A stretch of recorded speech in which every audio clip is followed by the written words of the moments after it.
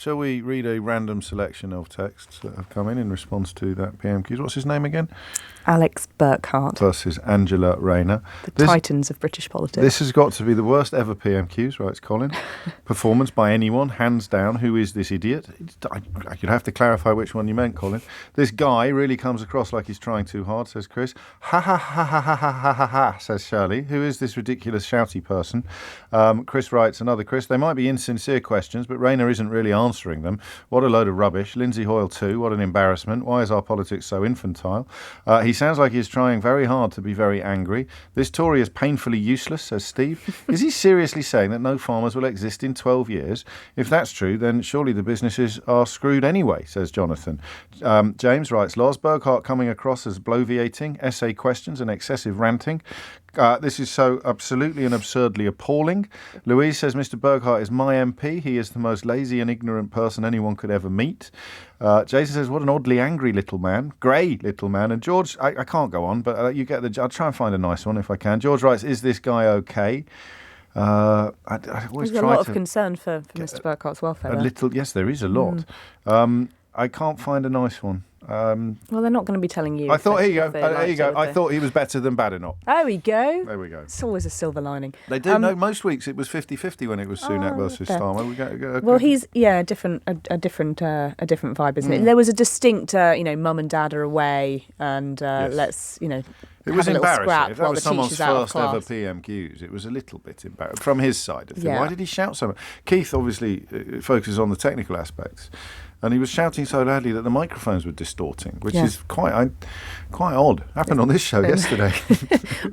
Yes, I've heard. But yes, you had a vibe of the sort of teachers out of class. Let's misbehave because the parents are sort of we've got the babysitters in sort of vibe to Prime Minister's questions.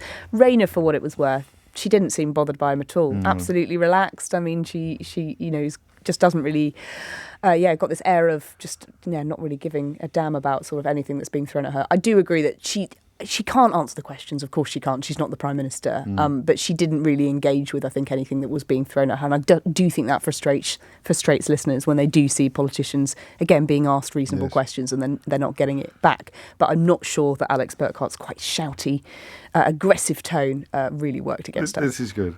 From Quig. I'm not sure, this is on Blue Sky, where you can message me at Mr. James OB. I'm not sure if this guy is good at PMQs or just really good at shouting.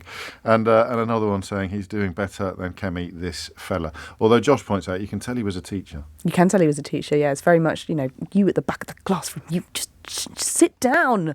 But yes, and you had that from Hoyle as well throughout the entire thing. It was certainly a lively Prime Minister's questions, and I think it sums up everything we know about politics, doesn't it? The public absolutely hate seeing politicians scrap like this in this format, but they bloody love it, don't they? They absolutely really love taking chunks out of each other. I don't think there was any particular winner of that, though. I don't think Rayner, just by sort of leaning out, not really engaging with the question, but she's a much more seasoned professional and performer at Prime Minister's questions. It's a strong comeback if you're asked about inflation to point out that you were the Minister for Growth when it was at 11.1%, and there's not. I mean, it was a bit. I mean, they probably they'll go. Predicted. We took it down. We took it down to 2%. Whether that was we've talked about this so many times. Whether it was anything to do with the Conservative government. Well, they claimed it was nothing to do with them when it went up, and everything to do with them when it came back down again. Whereas, in fact, neither of those. And now I'm sure once it goes down again next year, the Labour Party will say it's all down to us and our economic plan, as all politicians do. Matthew puts it well. Angela Rayner isn't as good defensively as she was offensively in opposition for me. That must do better. But you've very neatly highlighted the difference in the task before her. Yeah, it's completely true. And I'm not sure she did come across, as well. And talking about tax, I don't think that's quite the sort of jibe that she thinks it is.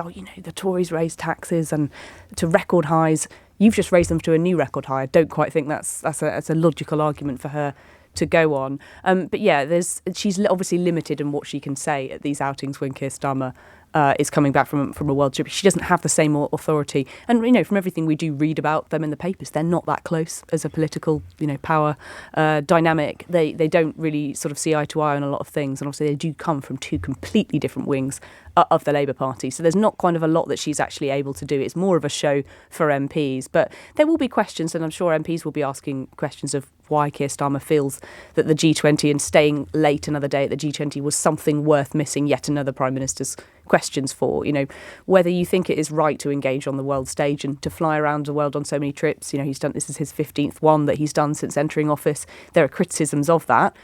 There are some people in Number 10 privately who have told me, actually, we do need to get better at selling these to the public back home and to be talking about why we are flying around the world and what we are doing about it. Statesmanship. Exactly. And don't think not they're doing coming that. back from D-Day commemorations early is probably a win as well. But That's now a he's good- getting good criticised point. for spending too much time at international.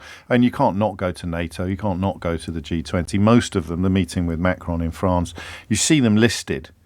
That it's pretty hard to pick one that you wouldn't have gone to. Yeah, I think there were a few that potentially he wanted to go to sort of cement relationships with people back on the world stage again and to meet people he hadn't met before. But, you know, this is Keir Starmer's argument is we're back in business, we're back on the world stage, Britain is playing a part again. But there are a lot of problems back home. And like I say, I think people in Number 10 realise they need to be a little bit better about saying this is why we've flown to the G20. And that's why you saw when Keir Starmer was at COP last week, made a specific reference to businesses in Hull, to wind turbines, to electric power, to renewables, about how it's affecting people back home and what he's actually doing when he's on these trips on the world stage and how they can actually impact jobs here.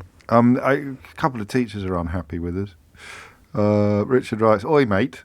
What sort of a teacher are you? Oi, mate, I was a teacher. The trick is to use your voice effectively, not to shout your knickers off.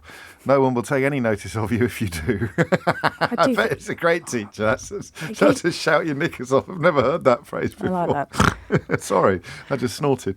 And Susan says that's a bit offensive to teachers, but she adds a couple of laughing emojis, so I don't think she's too cross with us. Is the farmer's landing? What do we think about that? Because that was a bit of projection there, accusing the Labour government of not caring about people that don't vote for them, which is, I mean, an odd gambit in the two-party political system. But is it landing? It's hard to tell. There have been a lot of protesters. Jeremy Clarkson very cross, but not the levels of public support that you might think they enjoyed from reading right-wing newspapers, in my opinion. They're a very loud and noisy bunch, Yes. I think it's fair to say, and they obviously are attracting attention sort of in the right ways and causing a big stink.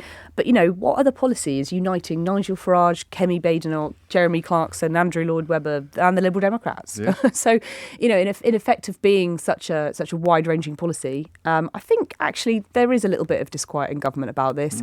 They've obviously been standing firm on the idea of the policy and what exactly it represents. And one source in government said to me the other day, well, actually, we're having a row about inheritance tax. Actually, for a Labour government to be having that argument, it's the one we want to have. And Yes. it can be quite good for us to lean into the argument that actually people have been avoiding inheritance tax. We are closing that loophole. It is. I mean, an awful lot is riding on how feasible it is that someone with a £4.5 million farm is getting by on less than the national median wage, which is a claim I've heard several times. It is, and they are just earning nothing from it. And you know, the profit margins for making food in this country are notoriously low and have been for a very, very long time. But equally, you know, you do hear a lot of people saying, well, why is it okay that people like James Dyson or whoever it might be are allowed to buy up significant chunks of land? Some say with the intention of selling them off to avoid that inheritance tax in the first place. I think in terms of government, they are aware of this. Labour MPs are worried about what this would mean. I wouldn't be surprised to see some sort of shift on it. However, I don't think it's going to be a scrapping of the whole policy.